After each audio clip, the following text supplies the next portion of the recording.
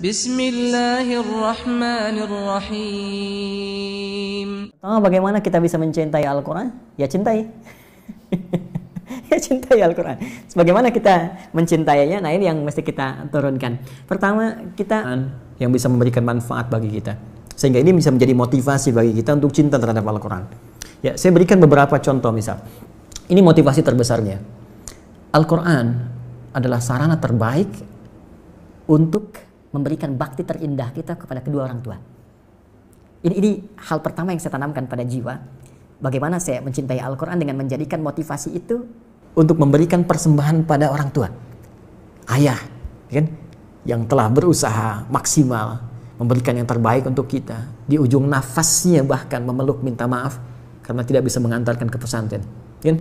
Ibu berjuang dengan darah, keringat, air mata, memberikan yang terbaik. Ya, sampai harus meminjam untuk anaknya supaya bisa belajar. Ya, makan dengan keadaan terbatas. Lalu kita mencoba apa yang bisa kita berikan. Ya, karena kalau cuma dunia, orang nggak beriman pun bisa berikan itu. Saya ingin pemberian saya sifatnya abadi. Saya ingin istimewakan orang tua saya bukan hanya di dunia, tapi saya ingin tunjukkan kepada seluruh makhluk langit dan bumi ketika dihisab. Ini persembahan saya untuk ayah yang telah mendidik dengan luar biasa, untuk ibu yang telah berjuang dengan luar biasa. Saya ingin tampakkan di hadapan seluruh penghuni langit dan bumi dengan anugerah terbesar yang Allah bisa berikan pada seorang anak untuk orang tuanya. Dan itu tidak ada yang lain kecuali Al-Quran. Kecuali Al-Quran. Di Quran surah ke-13, Ar-Ra'd ayat 23 sampai 24, Allah langsung berfirman, "Jannatu 'adnin yadkhulunaha wa man salaha min abaihim wa azwajihim wa dzurriyyatihim wal malaikatu yadkhuluna 'alaihim min kulli bab salamun 'alaikum bima sabartum fa ni'ma uqbad dar." Ada sekelompok orang yang akan masuk ke surga melalui surga Aden. Sebelum dia masuk, dia akan dihiasi dulu. Ya, di Quran surah 35 ayat 33 itu tafsirnya. Yuhallawna fiha min asawir. Akan dipakaikan gelang-gelang emas. Di At-Tirmidzi nomor hadis 2915 dipakaikan mahkota kehormatan. Diberikan penghargaan luar biasa. Siapa mereka? Itulah ahli Al-Quran. Sampai Qurannya berkata, Allahumma halli ya Allah, hiasi orang ini, bedakan dengan bukan ahli Quran.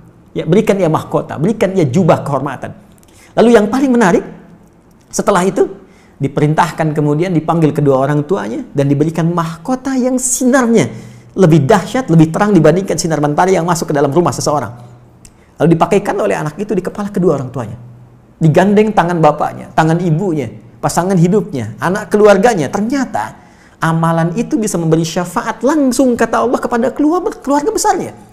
Dan ketika digandeng, diparadekan oleh Allah, disambutlah wal malaikat yadkhuluna 'alaihim min kulli bab. Semua malaikat penghuni surga berjejer di setiap pintu surga menyambut orang ini beserta rombongan keluarga besarnya untuk masuk ke surga tertinggi.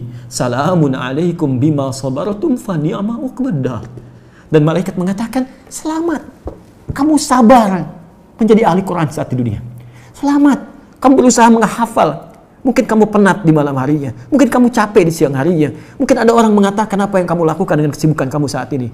Tapi satu ketika malaikat berkata, silahkan nikmati tempat terindah yang belum pernah dijamah oleh siapapun karena kesabaran kau. Dan diantara yang paling dahsyat, kita tidak menjadi soleh pribadi, tapi kita menjadi soleh sebagai seorang anak yang bisa membahagiakan kedua orang tua. Itu motivasi yang paling besar. Yang kedua, Nabi menyampaikan, khairukum man ta'allama al-Qur'ana wa 'allama. Tidak ada orang baik, kata Nabi, menjadi puncak terbaik kecuali ahli Quran, orang yang mau belajar Quran dan mengamalkannya. Karena itu di Quran surah ke-35 ayat 32 Allah menyifati orang yang belajar Quran dengan benar, orang yang akan bertransformasi menjadi seorang yang sangat mulia. Ya, thumma awrathnal kitaba alladziina istafaina min ibadina faminhum zalimun li nafsihi wa minhum muqtasid wa minhum sabiqun bil khairati biidznillah. Ahli Quran yang benar, hafidh yang benar, maka dia akan jadi pionir dalam setiap kebaikan. Makanya saya sering katakan begini, kalau ada ahli Quran baru baca saja, ya, terus dia menghafal, ya, taruhlah jangan katakan hafal 30 juz, hafidh. Dia baru hafal 1 ayat, 2 ayat. Itu ayat yang dia hafal karena akan merubah perilaku dia, pasti jadi baik. Karena dia mengandung firman Allah yang maha baik. Pasti jadi baik. Jadi kalau ada orang ahli Quran, kata-katanya nggak baik, pandangannya nggak baik, dia belajar Quran dengan cara yang salah. Mustahil. Hafid itu sudah pasti good looking. Ya. Kalau kita jadi hafid itu sudah pasti baik, enak dipandang, enak bicara, good attitude. Ya. jauh dari nilai-nilai keburukan, kekerasan, radikalisme, ekstremisme dan sebagainya. Jadi motivasi yang kedua, belajar Quran itu akan merubah tampilan kita lebih baik. Yang ketiga, ini riset. Ternyata menjadi ahli Quran itu bisa meningkatkan kecerdasan seseorang minimal 3 kali lipat dari orang biasa. Karena dia dilatih ya dengan memori tertentu, dengan hafalan tertentu, dengan cara tertentu. Ya, kan riset menunjukkan orang yang semakin banyak menghafal sesuatu, semakin cepat dia, ya, refleksnya itu untuk bisa menangkap segala hal. Karena itu saya pelajari rahasia orang-orang dulu. Kenapa Ibnu Sina, Al-Kindi, Al-Farabi, Al-Ghazali, Al-Khawarizmi, Al-Battani dan ulama-ulama Muslim terdahulu begitu dahsyat. Sekarang orang untuk menguasai 2 bidang ilmu saja susahnya luar biasa. Mereka itu 3 sampai 5 bidang ilmu. Dan ternyata dasar utamanya cuma 2 yang dimaksimalkan sejak kecil. 1, sholat yang benar. 2, hafal Quran dari kecil. Ya, dan ketika kami riset Quran itu luar biasa, pengaruhnya sangat dalam, ya, dan peningkatannya cepat. Saya di sini dengan kawan-kawan membangun satu sekolah, itu kurikulumnya dari Quran dan hadis, nanti di-combine dengan Diknas, ya. Kita turunkan, jadi setiap ada pelajaran Diknas, misalnya matematika nih, belajar tentang misalnya bangun ruang, ya, atau dimensi tertentu. Ini ayatnya apa nih yang sesuai? Hadisnya apa nih? Kita turunkan. Jadi materinya Diknasnya dapat, Qurannya dapat, hadisnya dapat. Tahukah Anda apa yang terjadi? Ya, Bapak Ibu sekalian, itu sekarang kami tanamkan karakteristik Quran itu refleks di lisan mereka. Ketika kosong, langsung keluar Qurannya. Dan setiap menyikapi sesuatu, ayatnya hadir. Naik kendaraan, langsung ayatnya keluar. Doanya keluar. Di rumah, begitu menyikapi sesuatu, ayatnya datang, refleks. Dan ternyata percepatannya ke pelajaran kuat.